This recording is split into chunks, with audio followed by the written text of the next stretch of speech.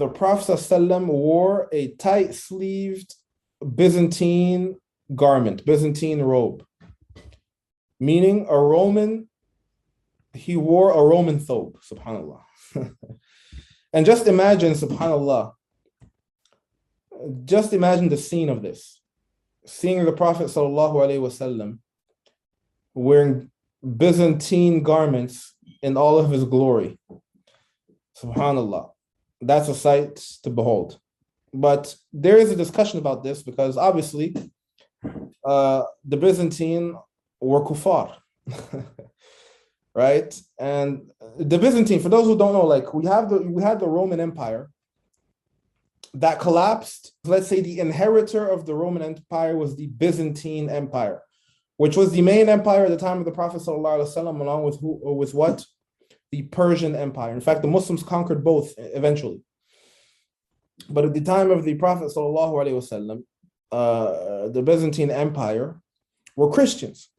In fact, they still were for a while. The Prophet ﷺ, started conquest that eventually Sahaba conquered many parts of the Byzantine Empire, but they did not conquer the whole empire, right?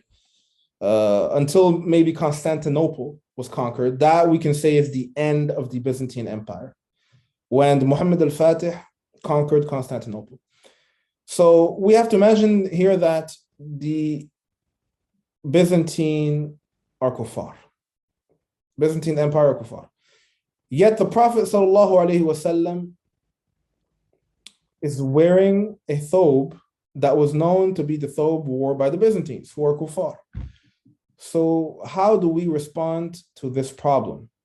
Because here people will start saying, why is this problematic? Because people will bring up the hadith, "Man tashabbaha biqawmin fahuwa minhum."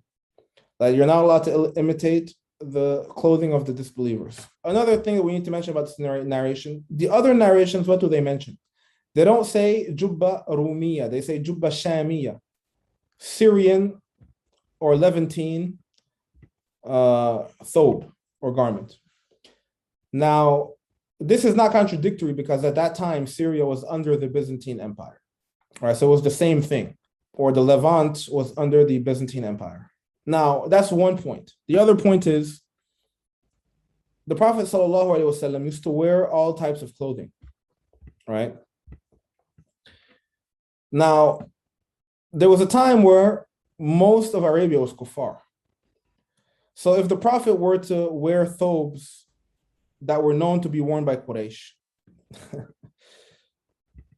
what happens, right?